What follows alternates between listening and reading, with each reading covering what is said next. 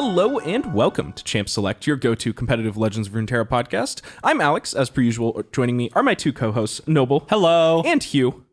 Hello. As you can tell, Hugh, unfortunately, is not able to join us in person right now, but that shouldn't interrupt any of our regularly scheduled programming. Absolutely. We have the final results for the end of the seasonal tournaments with Mr. Emotional himself taking it down. We have... What was this called? Remembering the Ancients or something? Guardians of the Ancients. Guardians of the Ancients. Yeah. We have... The new expansion is live today. It's just come out. All of us have played only a couple of games. So we're going to get our very first reactions to the new expansion. Yeah. And we're going to be able to talk about a lot of things moving forward. There's a lot of new announcements and all that. There's a lot of news to go over. So I think let's start with the past. Mr. Emotional won the Guardians of the Ancient seasonal tournament. Absolute killer run. And he did it with the triple aggro. Of course, that he's famous for. Yeah, if you didn't know. It kind of broke Twitter a little bit. And he's just making this triple aggro look good. So for those of you who didn't catch it, he was playing Discard Aggro, Pirates, and Lulu Zed. Okay. Alrighty. Just get him dead. Yep. Absolutely. How do you feel about this one, Hugh? Are you happy to see the Pirates make it all the way? Are you surprised? Oh, I love seeing Pirates anywhere, but it doesn't surprise me that someone finally got somewhere with triple aggro. It seemed like a pretty good time for it. Yeah, I totally agree. And they were piloted well, very well. The games were really fun to watch. The tournament was really well operated. I really enjoyed it. So do you guys have anything that you want to add towards the end of that? I mean, great player winning a tournament with 3 aggressive decks is not all that surprising. I want to say, you know. I'm not surprised. I'm not surprised he crushed it. It's kind of how I logged on to. I watched those games, and at the end of it, I feel like everybody on Twitter was kind of like, "Wow, he's a sicko. He actually did it. Good job." And nobody was that shocked. Yep. You know, it's like just a great player, played grid, and brought 3 good aggressive decks, and people kind of just died to him. So it was really interesting, and I think that brings us on to a lot of our new updates and expansions. And the one thing that I want to talk about, get out of the way, that might be a little bit negative in this video, so maybe we'll get it out of the way early. The balance schedule was released recently, and much to the dismay of many begruntled Legends of Runeterra players who are sick of having all of their cards become gifts for Renekton. Yep. It's another one. They don't stop. They just are pretty upset that the most recent balance patch was like, what, over a month ago, month and a half, something like that. And we are not getting another balance patch until October. Which is, God, a month and a half from now? Yeah, it's almost 2 months from now. Yeah, totally. It's not October. It's not early October. It's like mid-October. Yeah. So it's like actually 2 months. It is a long time from now. Yeah, absolutely. Which is kind of wild. So, I mean, we've seen pretty consistent balance updates from Legends of Runeterra throughout almost its entire lifespan. Yeah. And I'm a little surprised that we see this one. I think it makes sense. So I think their rationale is that they don't want to mess with the game like at all during Worlds. Yeah, I guess that makes sense. If I had to guess, why? Because the World's qualifier in like a week and a half, right? And then Worlds itself is in like a month ish. Yeah. Cool. So I don't know. I'm a little worried. What do you think, Hugh? Are you disappointed to see this balance schedule? Do you not mind it? Barring any unforeseen catastrophes, I am very okay with this. I think this whole thing about Merciless Hunter is a little... I mean, obviously, card's slightly overtuned. I do not think it's oppressive, but... I love the memes, though. Help, I'm being oppressed. I love another gift for him. Another gift for him. Yeah, which is almost a reason to leave it in the game. It's almost a good enough reason. But if it doesn't happen, then it's just... If it doesn't get nerfed, then it'll never stop. Like...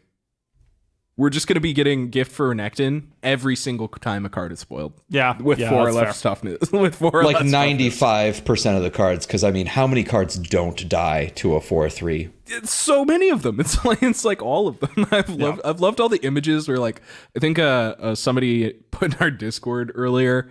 I think it was Karenol with just like a huge Merciless Hunter and then every champion in the game that dies to Merciless Hunter. Oh, yeah. There were like 40 of them. It was also like every champion in this expansion too is like one of the things that people were like a little upset about. But like that's not surprising. Like most good champions don't have more than 4 toughness, so it just makes sense. Yeah, right? if you want your champions to be good, you don't want them to be Tryndamere is a gift for Renekton.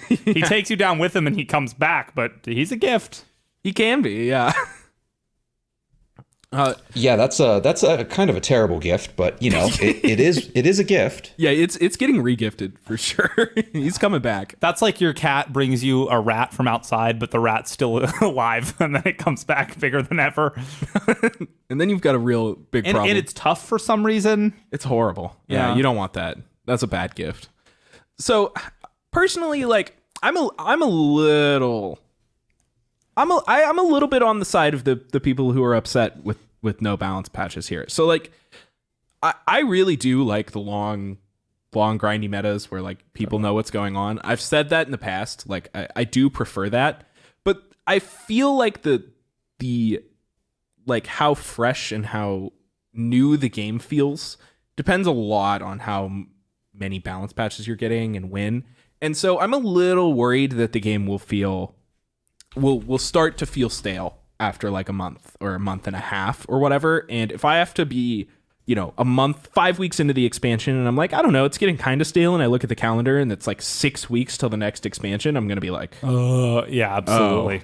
Oh boy. Like, you know, this is not quite what I wanted, but I don't know. Like the last meta was so fun that I think if it just like hadn't changed for like another month and a half, I would have been really happy with it. Yeah, so totally. Assuming the meta is still fun and enjoyable, which granted we've all played it like 10 games or whatever, you know, on the patch. So we're still very new on the patch, but the patch is really fun so far. At least personally, I think so. Yeah, absolutely. I mean, I agree. And I think without further ado, maybe we should get on to the big topic of the day. The patch is out. Yeah, patch totally. is live. We've all played a few games, and I think we just want to go over our general first impressions of the patch. What decks are you guys, were you like first most excited to play? What are the things that you've seen on Twitter or around that seem really cool? Why don't we just go around the room? Let's start with Noble. Yeah, the thing I'm most excited for, I love me a good elusive deck. So Nami Fizz kind of That deck kind of looks thing. so cool. Yeah. So like a big part of what got nerfed out of TF Fizz was the Turbo Twisted Fate, because like pick a card got nerfed and Rummage got nerfed.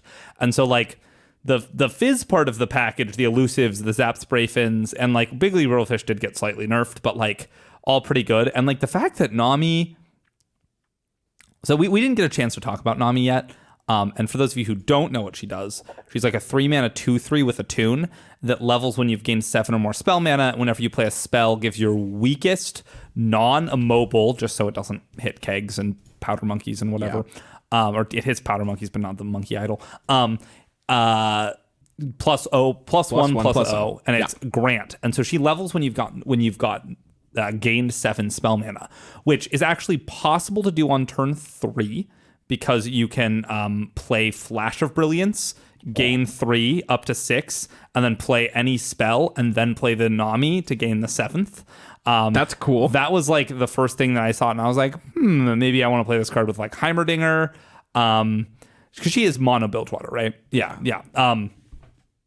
Because of Flash of Brilliance, but I think I'm just going to play it with the TF Fizzes of the world. That all seems too cute. But it's sick. But it is sick. I agree with that. Because Nami's flip side is nothing to laugh at either. Yeah, like, she starts granting +2/+1 every time. Yeah. Like, And that's so ridiculous. like that is going to make your elusives huge, and it spreads it out. So I'm just very excited to play that, especially with all these new trick cards. The couple games I have played, I played one where I got my Tri-Beam cost 9 because I just tricked got it double twice. pranked. Yeah, so, That's so gross. and then like Aloof Travelers has impressed as we expected. It's just kind of like a good rate card, and that's basically all that I've heard some. I've seen what other people have been saying, but that's basically my experience and what I'm excited for. What have you been up to so far, Hugh?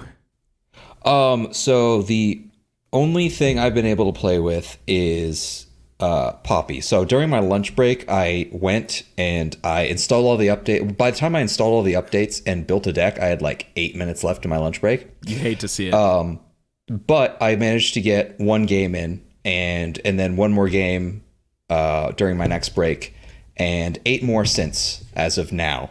Oh, cool. I'm currently 10-0 with the deck. Oh, what? God! No. Oh, that's sick. Were you in Masters? Are you in Platinum?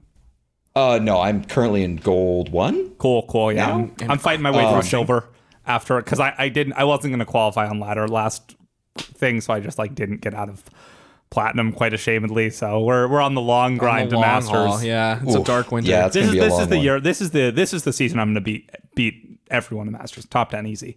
I hope Going to so. go all the way from Silver straight up. That would be very impressive. Yeah. So anyway, tell me more about this Poppy deck, because I'm here for some free LP. 10-0, yeah. Yeah, I like Yeah, winning. so I don't know that it's actually 10-0 good, but I think we're just early in the patch. But it seems solid. The highest cost card in the deck is 4 mana at Poppy and Sivir. Okay. Exactly. Oh, just Sivir. those two. Yeah. Yeah, that deck Yeah, sounds good. it's Demacia Shurima. Basically, I mostly just took the Demacia Sivir deck and just put Poppy in it instead with some, What was the choice champion cards. before? Action. Almost mostly. always. Yeah, and as it turns out, that whole shell is real strong. And then Poppy procs your whole board. The only card in the deck that Poppy doesn't buff is Sivir, and she will buff Sivir after you've swung one time, which is pretty easy to do. Oh, that makes So sense I've- because Poppy catches up to the other ones because she's buffing the ones, herself. Yeah, that makes sense. Yeah, because you play Poppy and then you swing, and then next turn you play your Sivir, and then they're both at 5, and then the next swing she'll buff both. And you usually level Sivir in 2 swings, and it's just, if they can't deal, they have to answer every single one of your creatures. Yeah. Otherwise, they're just going to die. Yeah, that deck sounds really good. Yeah, absolutely. Poppy. It feels good. I don't know. It's definitely weak, very weak to it would be very weak to Ezdraven, I think. If people were playing that right now, but I haven't seen any of it. You haven't played against Caitlyn? I have, but I've rolled both of the Caitlyn decks I've played against. Cool. I maybe got lucky. Maybe Interesting. the list is undertuned. I don't know. I would like to talk about Caitlyn, I guess, really briefly, given that that's been mentioned. I think Caitlyn has been really good Interesting. as well. Oh, Caitlyn has seemed great. I just will can't get say. over She's cutting not bad. I just happen to win the games.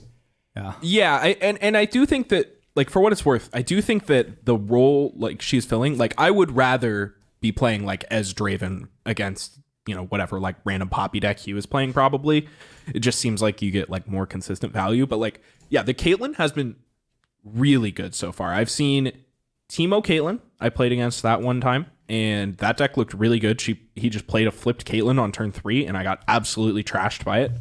And then, or I guess it was turn 4. Whatever. And then I've played against Ezreal Caitlyn, and I played a game with Ezreal Caitlyn. That deck looks really good, and it's really fun, which I'm a big fan of. Absolutely.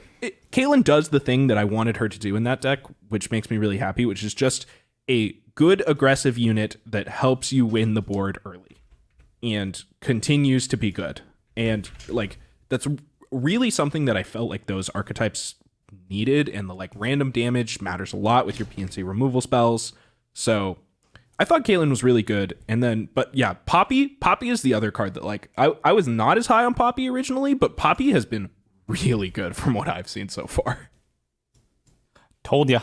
Yeah. Yeah, no, I think the card's just great. I'm excited to play with that. I think that's probably my next craft, or maybe Nami.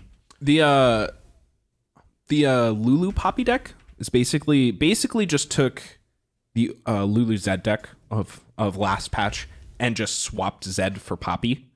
And I've not seen or the deck play any games, but I've heard very good things about that one. And that deck, I mean, how bad can that really be, right? Yeah, that makes sense to me. Yeah. That one seems really strong. Have any of you guys gotten the chance to play with any or see any Vygar decks floating around? I have played against one Vygar deck, sorry. No, two. I played against an Ez one and a Senna one.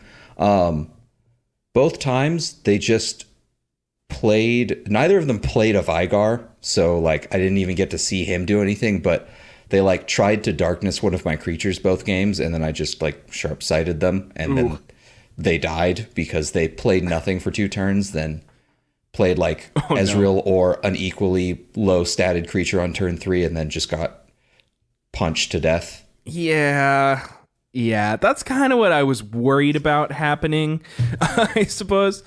Okay, so like we should talk very briefly. Our last scathing review of Vygar has since been eased up since Senna was revealed. Yeah. We were like, these are all of the cards that are going to be in the Shadow Isles, like this kind of and then Senna came out and we were like, oh. Yeah, and I would like to be clear, I love Senna. Oh yeah, Senna is everything Kindred wishes they were. I don't think that she's the best card, if I had to guess, but the play style of like, kill your thing, make my things bigger, like, everything that Senna is doing is just like everything I want to be doing in almost every card game ever. So I saw that card and I was like, never mind, I am back on. And then I like thought about it a little more, and I'm just not convinced it's really ever going to get there. But maybe in a certain world, basically the more I looked at the decks that were running around, I'm like, okay, there's a million Merciless Hunters, like a bunch of Sharp Sights, like these 3-mana slow removal spells don't actually look as good as I feel like they should in my head. Is kind of how I feel about it. Yeah, that makes sense. Unfortunately, I hope she ends up being really good though. Me too. So I've yet to see her in play. So I imagine that she's quite good if she goes unanswered, right? And then the other one that I want to ask you guys about that I haven't gotten to see yet is Xerath. Or some Ziggs, maybe? Any of these I haven't things? played with or against either. So, I mean... Same. I haven't seen any of those. Okay, so I guess none of us have seen them in play yet, which is interesting enough. So we haven't gotten even a chance to talk about them. What do you guys... I've seen a couple of lists floating around that some of them look pretty promising. How do you guys feel about Ziggs and Xerath just in general? Let's start with Hugh. So it's interesting. I actually thought initially, it took me a bit to pick Sivir as my second champion because I wanted to like see if there was other things that I might want instead, because Sivir doesn't immediately get buffed by Poppy and she's another 4-drop, so I was like, maybe I want another 2 or a 3. I like thought about action instead, and I looked at Ziggs and I looked at Xerath and I was like, okay, well, how many, if we play 3 Preservarium, 3 Ancient Prep, and 3 Rockhopper, is that enough? And I settled on no, and also I settled on Sivir's probably better. Yeah, that makes sense. But I did want to try them both. Ziggs definitely looked pretty underwhelming for what my deck was trying to do, but Xerath looked very intriguing, although also kind of a little suboptimal. Yeah, so my initial take when I read those champion cards was Xerath looks not that good, and then I thought about it a little more and I was like, okay, well actually, like, it's a lot of damage. That he actually does a lot of damage, and it's not really that hard to destroy landmarks, and especially if you try even a little bit, it should be pretty doable. And you don't have to work that hard to get your cards worth of value out of the Xerath. The one that's really interesting to me is Ziggs, because Ziggs feels like a really weird anomaly of a champion for like 3 different reasons to me. Yeah, and should I just read them just so we're all on the same page? These cards were spoiled. Like, so he is Sharima, Bandle City, which I don't think people were expecting, but given how much he interacts with landmarks, it kind of makes sense. Yeah, that's the first thing that's weird about him to me, is that he's a Sharima card. Yeah, but he says he's a 3-mana 3/4, good old Badger Bear. He looks kind of like a Badger Bear too. He says attack, deal 1 to my blocker and the enemy nexus, which is like something you're used to seeing on Buildwater cards. And then says level up, you've destroyed 4+ allied landmarks this game.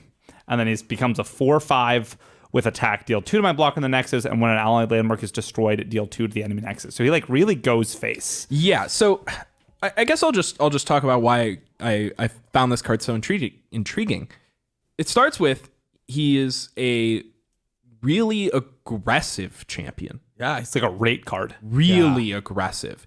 And so I like looked at the champion, I was like, attack, deal one to the blocker, one to the enemy Naxos. I was like, interesting. This is like a really good aggressive card. And then I read the level up condition, which is you've destroyed 4+ allied landmarks this game. And I was like, okay, that's the same condition as Xerath, which I would largely consider to be a very like controlling, going bigger card. A 4-mana 3/3 that deals 1 to their weakest guy every time you destroy him. So he really wants to like grind out, see a ton of landmarks, play and exit. Yeah, and he wants to do damage to things, whereas Ziggs is very much trying to kill the opponent. And so before I read the flip side, I was thinking like, okay, how is this card going to transition into like, or am I going to create a bouncing bomb in my hand every turn? Am I going to create a Mega Inferno bomb in my hand every turn and like, try and control the game? And no, the answer is he just kills your opponent dead even harder. Yeah, it's what it does in League, right? It just kills you. I guess I wouldn't have necessarily pinned Ziggs for the like really fair. aggressive champion. He kind of like sits back and like nukes people. Yeah. Throws bombs from a long way away. Like, I don't know. He doesn't scream aggressive in my mind. I don't hate the direction they went with him because it does make sense for the character. Totally. I think to be like if you pitched me the card, I would give you an aggressive card if I didn't know the Ziggs champion from League of Legends. Yeah, so absolutely. I totally get it. I don't really have problem with the fact that he is aggressive.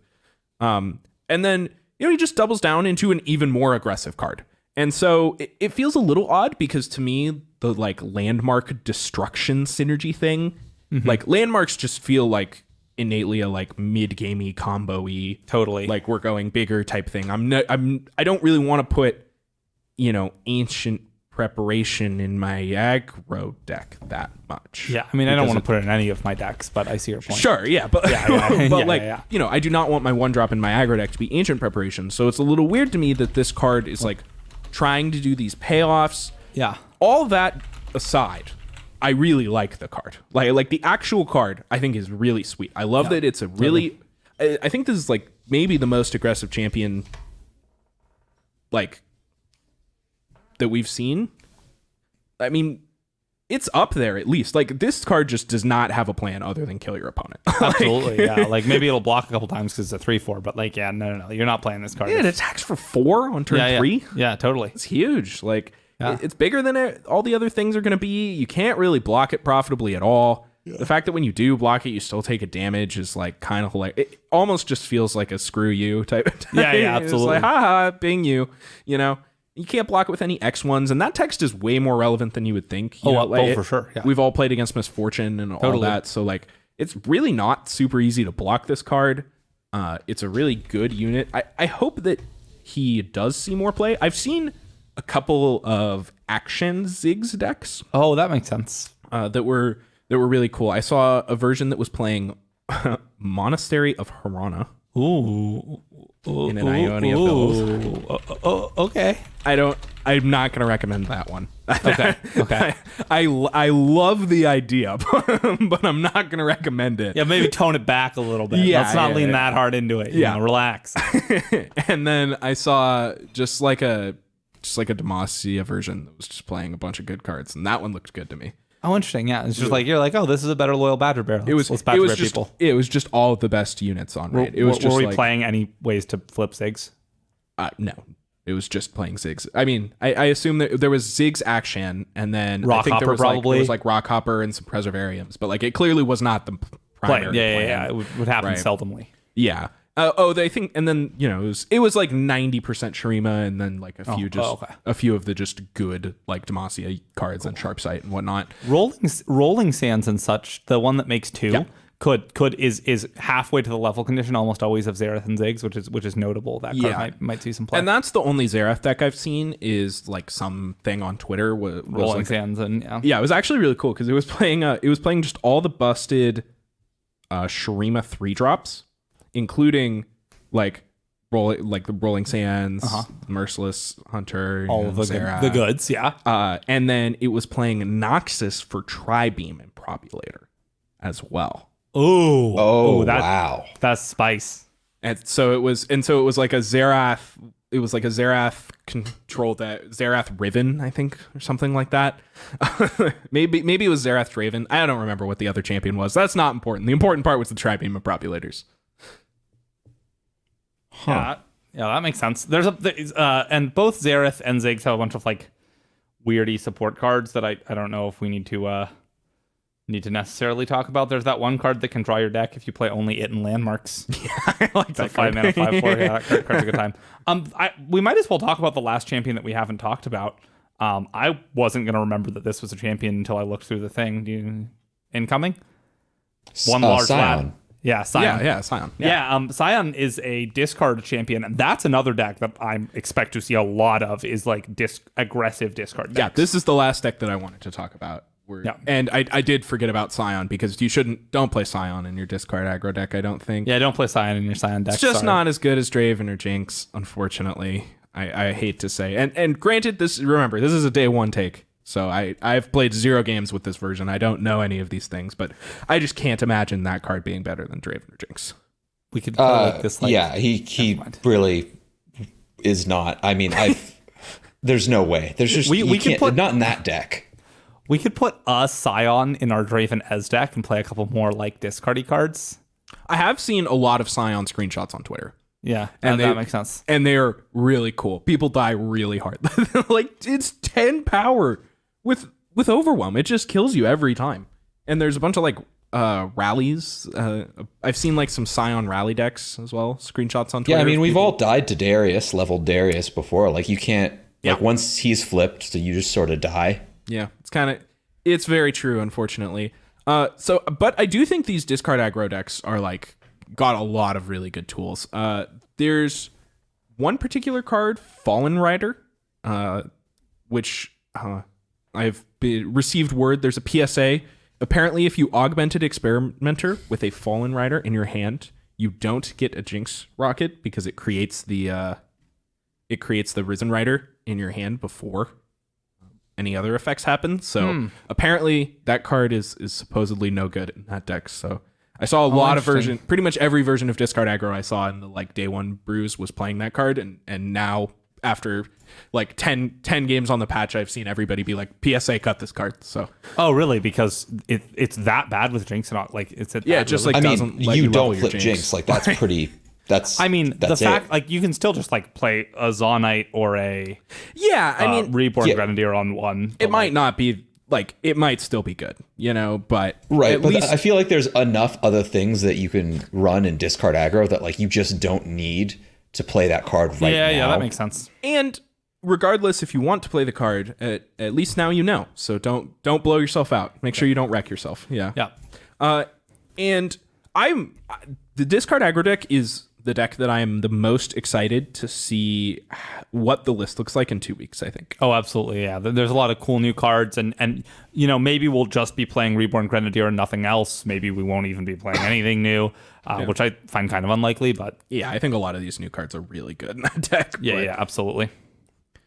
So what do you think about the discard aggro deck in general, Hugh? Are you pretty excited about it? It does a lot of damage. I played one game against it, and the Fallen Rider's the ephemeral 3/2, right? Correct. Yeah, that card is messed up. Yeah, that card swung for a lot. Damage. I could never. It was always the thing where, like, the classic ephemeral conundrum, where like, do I just take the damage because it'll die, or do I actually still block it and like let it eat a creature? You let it eat a creature. Generally, it's saving damage. It's discard aggro. You gotta be alive. And it feels awful because they're discarding all their cards, and you're like, in exchange for this, I'm supposed to be getting my cards back, and then you have to block with all of your cards so that you don't just die. And then at the end of the game, you have no cards, and they have no cards, and somehow you're still at 2. Yep. And it sucks. Oh yeah. Discarding and aggressing, folks. Yep. Name a more iconic duo. The classic. Yeah. Okay, and then I think the last first impression that I want to talk about today is the Bandle tree. I have seen... Have you lost to it? No. No, not at all. All right, who do you think is going to be the first of us to lose to the Bandle tree? which of the three of us is first losing to the Bandle tree? Noble, but I mean, it might be you just because you're playing more games. Yeah. Maybe. Yeah, I'm gonna try to play a bunch, but we'll see how it works. The Bandle City decks are so hilarious. Oh yeah, they're a hell of a time. When for you like sure. load into I've seen the screenshot. I saw one screenshot on Twitter that was the 12 champion mirror. Oh my god. Where they each had 6 random 1-of champions. To like trigger Bandle? Yeah, to like try and go off with Bandle Tree, and they both like they were probably the only 2 people on the server net deck the same bad Bandle Tree deck from That's so from funny. somebody. That's the like queue up with the deck you just put together bug, but on steroids. Yeah. Oh my so God. it's like I'm looking at this load screen of like Zed Lulu Poppy like. I wonder if that game was won by a Bandle Tree or not. I have no idea. Probably not. Yeah, I it's doubt beat it. down The time. card's so slow. God, that card's awful. 10 regions. 10. Wait, you have to have played something from all 10 regions? Is that it? Oh yeah, Yes, because it that's- makes them. Yeah, I just blanked. Yeah, that I don't. For those of you who are wondering, I do not think that deck is very good. Yeah, you have to like play Vigar to get the Shadow Isles one, and then no, thank you. It's no, rough. thank you. It's rough. Yeah, you're playing like Teemo. It's like Teemo, Poppy, Fizz. Like You probably want to play like 3 Tristanas, one of, because Tristana does the dual region thing, right? yeah, It's like dual Tristana's. region tribal. Yeah, they usually. I've seen 2 Tristana. That makes in sense. some 2 decks as well, and 4. Yeah, because that makes sense. you to just me. can't afford to play 3 of your good card in that deck. Oh Like, my god. you don't have enough. That sounds so you don't have bad. enough room for 3 Oh, of your God. good card. You got to win the game. Oh, that's so awful.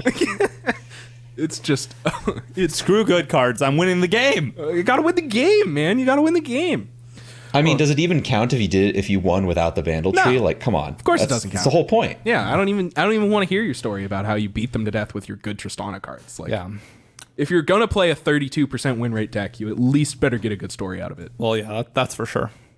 32 might be high. That's the words I live by. Amen. 32 might be high. Yeah, 32 might be high. All right, I think unless either of you guys have anything you want to add to our impressions so far. Totally. Noble, do you have anything you want to add? Nope. Hugh, anything you want to add before we move on to our questions? No, I think I'm good. Alrighty. So we've got a lot of really good questions this week. Picking question of the week was pretty tough, but thankfully we ended up with a pretty good one here. I got it. Noble's got it? He was on the thing. So Yeah, we're, Hugh stole my phone. Oh look, someone's in the chat. Oh look, it's us. We figured it out. All right, our question of the week. I'll just let Alex do it. All right, I got this. Yeah. I thank you. Our question of the week comes from VX. They ask, has triple aggro as a tournament lineup been underestimated this whole time? Most people seem to dismiss it as linear or predictable. I feel like, okay, let's just start by emotional's a sicko. Like, he plays aggro all the time. He brings triple aggro to like almost every seasonal. He's qualified for multiple top 32s playing triple aggro. Like, this guy knows his stuff. He is playing what he's comfortable with, and like we've said this many times, good player playing good decks that they know really well is the recipe. If the easiest street for success is to get good and then play decks that you know. Easy. Yeah, but it's that simple. I'm going to go ahead and say that I do think it's been underestimated as a tournament lineup. I don't know. Like, this is not basically exactly because of what you said, Noble. Like I just don't think that there's any real strategy that is linear or predictable or whatever, or necessarily bad if you are a good player that is comfortable with your decks and familiar with your like I know what to ban and all that. A good player with good nonsense, yeah. decks that you're familiar with, you should have success with pretty much anything. I feel like Absolutely. We shouldn't crap on triple aggro for being like no scale, hard Just to for being- easy to beat. yeah, just for being triple aggro, right? Like, I feel like, perhaps maybe we, shunned triple aggro because sometimes you're just going to queue into 2 avalanche decks and lose Totally. or whatever. But like, you can make that argument for any set of 3 decks, right? Like, sometimes you'll queue into deep and dragons and just lose with your mid-range decks, whatever. Totally. There's always going to be something you could queue into and lose. So I think as long as you're comfortable playing the decks you're playing, I'm pretty into these triple aggro lineups. What about you, Hugh?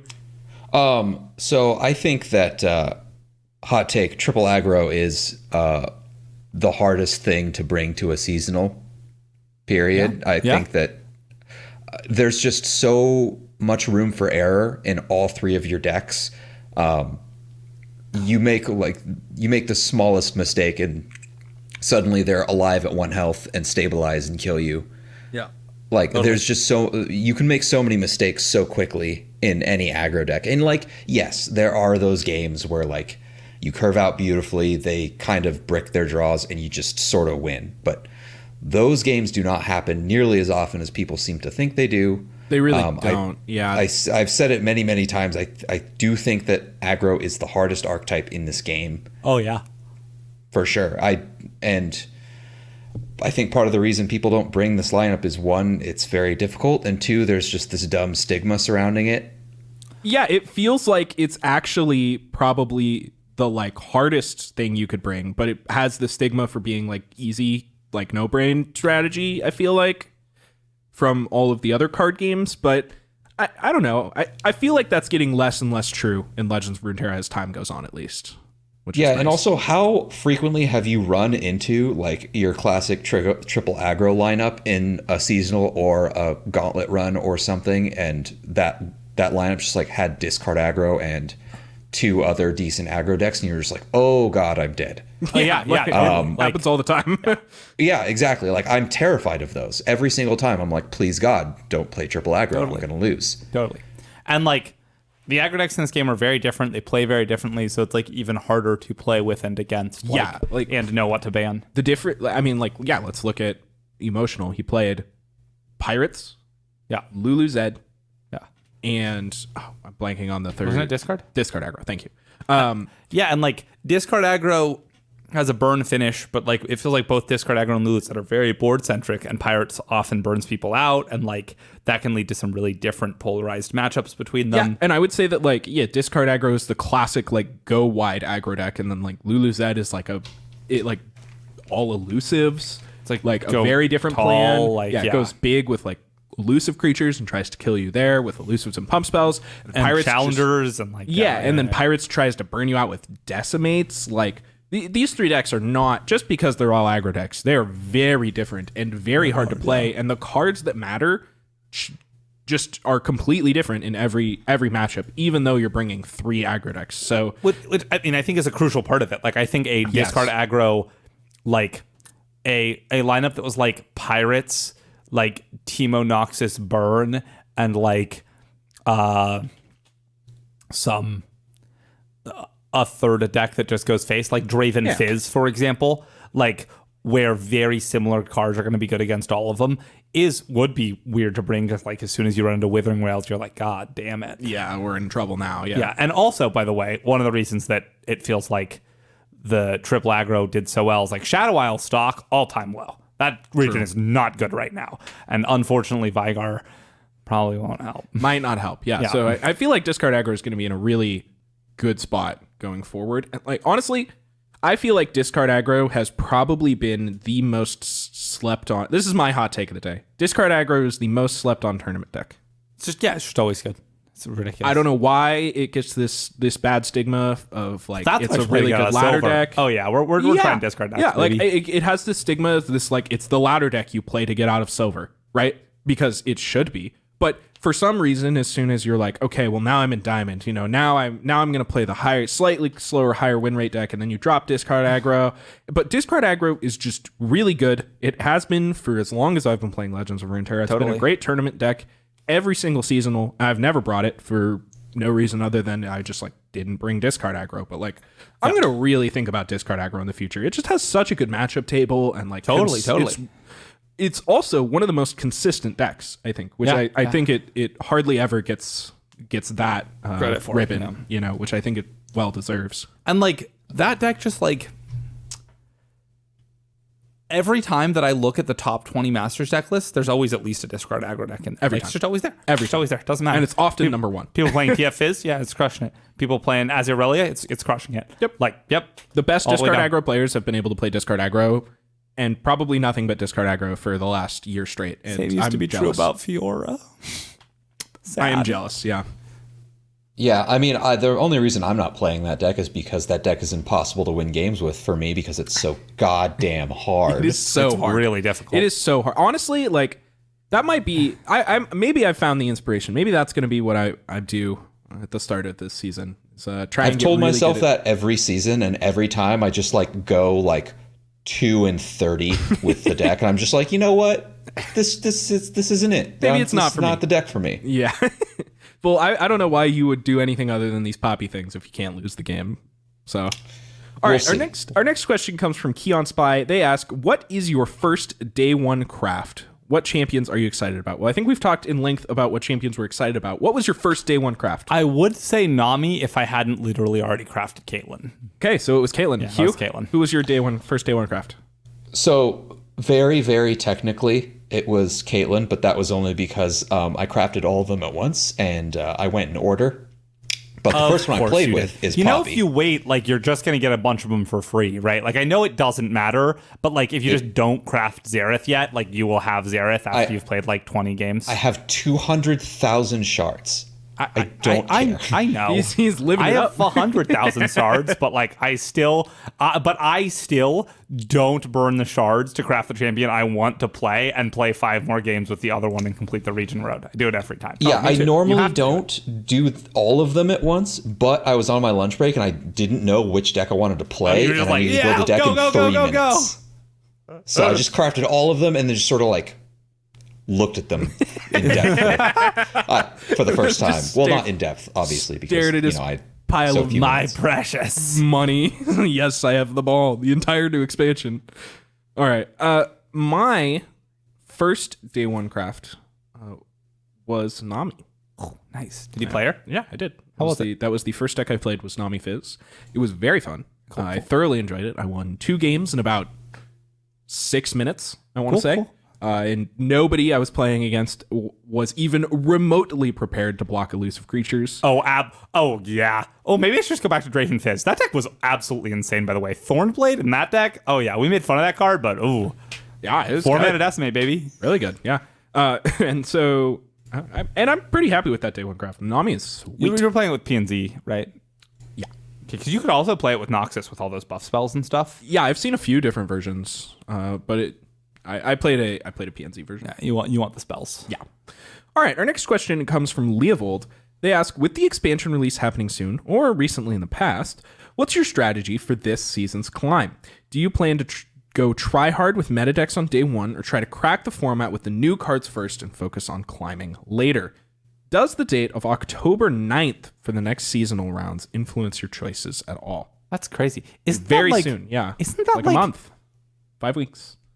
Wait, that's crazy. Yes, it's a very short season. Wow. And the next balance patch is like weeks after. Oh my Yes. god.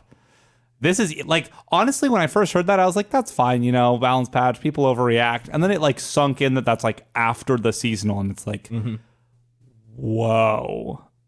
Okay. Like, I guess. And honestly, this Yeah, game it's has been gonna be really a good while. recently. So like, seasonals was very diverse. Like, Sivir Akshan's good, but I don't even know if I would be able to call it the best deck. It's probably like the consistently best deck from the last patch, but like it's not the be all end all. So I'm kind of fine with it, but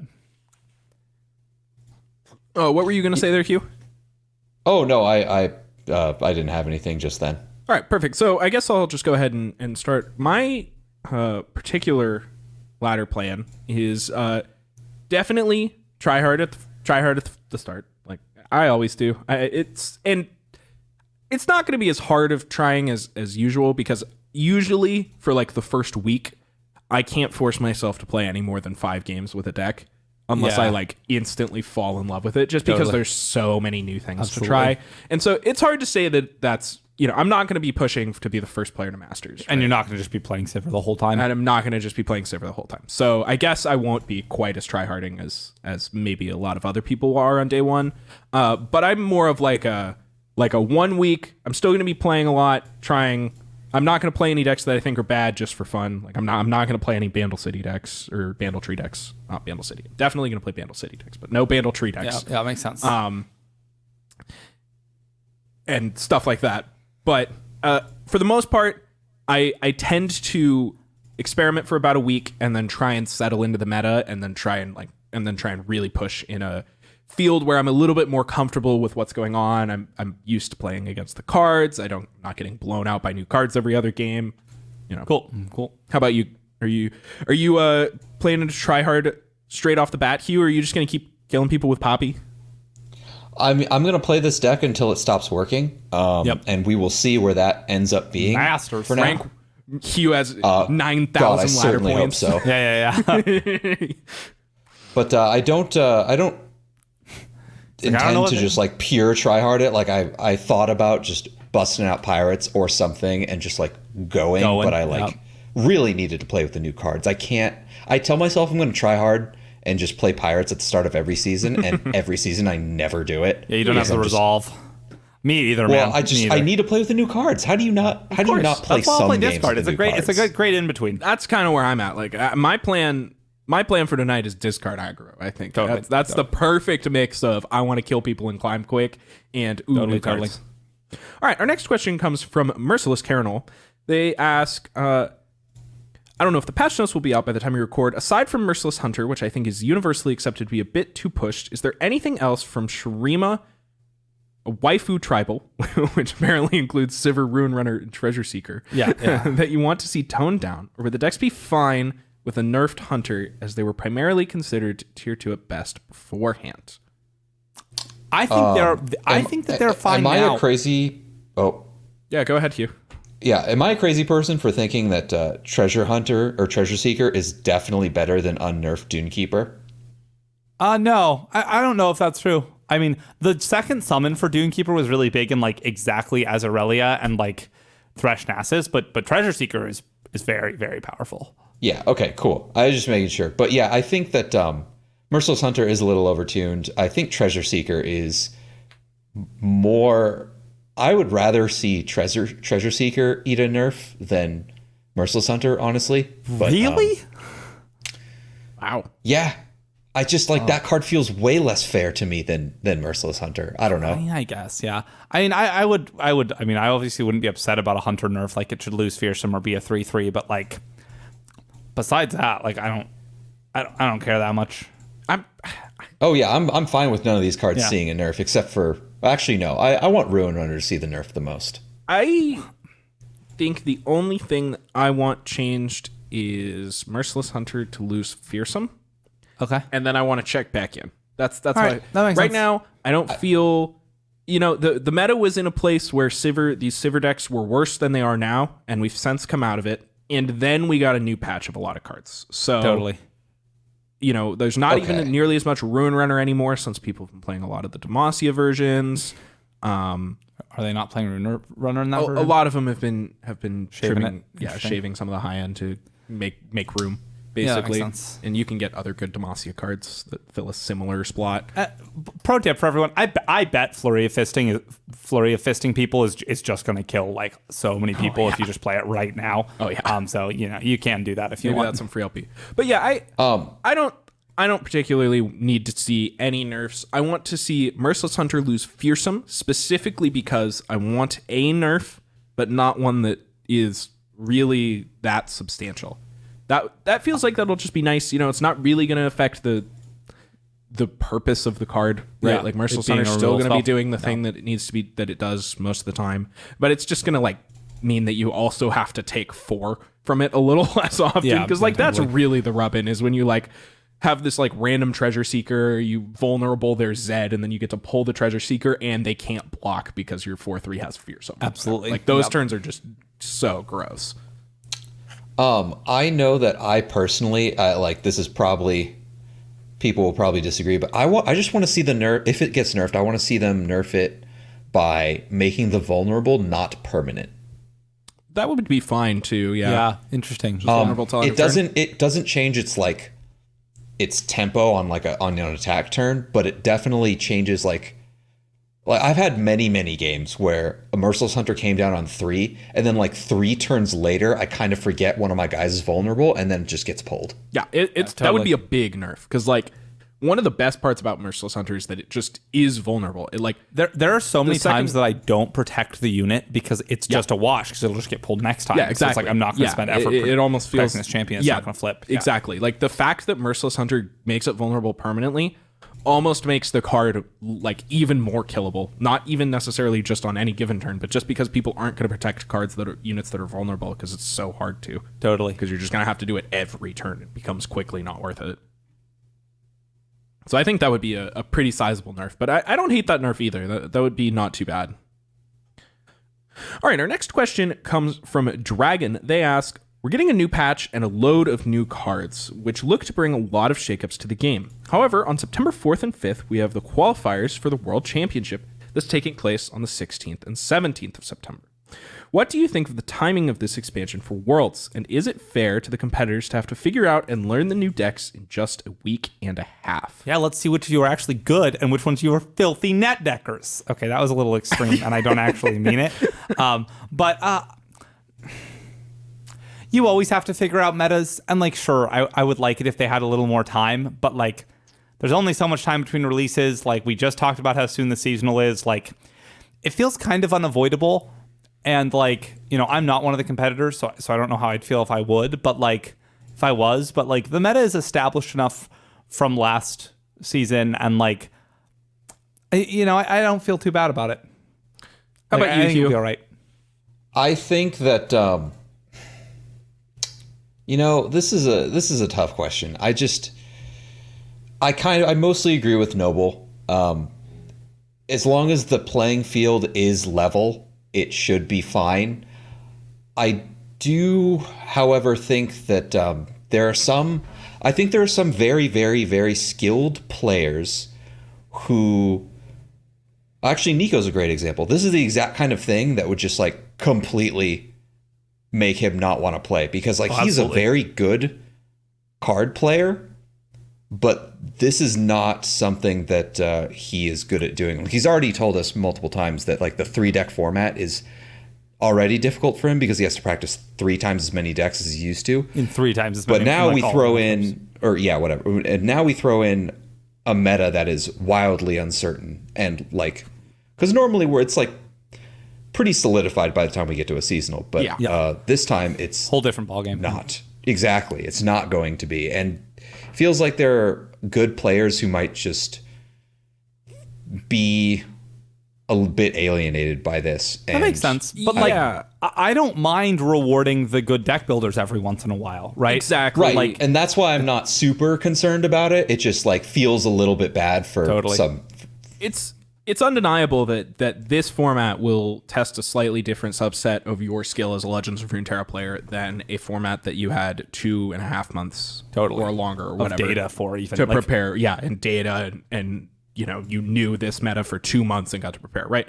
It's going to be much easier to make a really good meta call and just sweep the tournament with a deck nobody's seen before. Totally. It's going to be much more likely that you're going to register a deck that is absolute dog doo-doo and look like an idiot the whole time, right? That was my favorite thing about old Magic Pro Tours, by the way. They were like 2 weeks after the set came out, and like by the end of the season, they were like, these are the 3 decks that are playable in the format. And like when you go back to the Pro Tour, you're like, these people did not know. The decks were just absolutely wild. And I think that's really cool. I think it'll be really fun to see the results of the qualifiers. It definitely makes them more stressful to play in, but it also means that, it's a shakeup. It can also make them feel much less stale because you're not like, okay, I know that I have to always be able to beat a Sivir deck. Yeah. And so basically this particular timing, I actually have no problems with. I really don't mind this timing. It's a little quick, but if it was any sooner, I would have a problem with how early it was. But I think about a week and a half is just about the exact gestation period of a Legends of Runeterra meta shakeup, basically. Like, I usually have no idea what I'm going to run into, no clue what the best deck is for about 5 or 6 days after expansion drops. Yep. Then I start to have a reasonable idea of what I think is good for about next couple days. And then right about day 10, usually, like about a week and a half after the expansion has dropped, I see people agreeing on Twitter that blank is the best deck, you should be playing this, and then the meta starts to develop around that. Yep, totally. It happens about that timeline every time. So that actually makes me really excited, because that timeline lines up like really well for like, all right, everybody everybody has figured it out, the dust just settled, New and then hotness, boom, can you go. beat it? Go. Yeah. Right there. So I'm really excited for this tournament. I think that the one critique I have is maybe I wish there was a little bit more time between the Worlds qualifiers and the actual Worlds, because I would like to see a slightly different, like a little bit more meta shakeup in there, I think, to give like a little bit more of like a, this guy came out of the field with this weird deck in the qualifier and now it's complete garbage, so he abandoned it and stuff like that. But overall, I'm pretty happy with the tournament structure. If I was in it, I would be upset. Yeah, okay. That's fair. For example. But I'm excited to see what you other little guinea pigs who are trying to qualify for Worlds figure out. It's going to be a really interesting format, especially to showcase deck builders and excellent deck selection, which is almost more exciting to watch than just good, consistent play, I would say. It's different. I agree. But yeah, you don't get a clickbait title out of oh, look, Emotional made the most efficient play for 33 turns in a row, and then you watch these 33 turns of good, solid Legends of Runeterra. Totally. Or, I want to see people slam Scion. Yeah, Aphelios, Tom Kench, Yeah, totally. 13-0, etc. So that brings us to our final question of the day, which comes from Snot and Fobla. They ask, how long until Mono Fiora is good? The actual question was how many months/years, because we knew it wouldn't be weeks. Let's get the predictions. Well, 2, because that's when Merciless Hunter would get nerfed. Okay. So 2 months. How about 2 you, months Hugh? is my How long guess. until Mono Fiora is Okay. good? So, for as long as the deck tries to play Fiora as its only creature, as long as that's true, the deck will never be good. That period. I think the deck can't play Fiora as its literal only creature. I'm going to go... And go ahead. Yeah. I'm going to go with about 8 months. It'll be wow. It'll be about 8 months from now when people have mostly forgotten about the terrors of the Fiora in the past, and then Riot prints just one too many entreat effects. Just one more. Just like one more entreat, and then we can play the one Fiora deck and have consistency, and then it's boom. Then we're there. All right. That's my prediction. So on April 25th, I think that's 8 months. April 25th, 2022. That Mono Fiora will be playable. You heard it here first. All right. All right. On that day, the ladder will tremble. Alrighty, I want to thank everybody for listening to this week's episode of Champs Select. If you're not a member of our Discord, then what are you doing? You absolutely should be a member of our Discord. There's a link in the description of whatever platform you're listening to this on. There's also a link to all of our socials, and I think, without further ado, brings us to the end of this week's episode. Go forth and jam. Yes, our listeners. Have fun on the ladder, and we will see you all on the next episode of Champs Select. Bye-bye.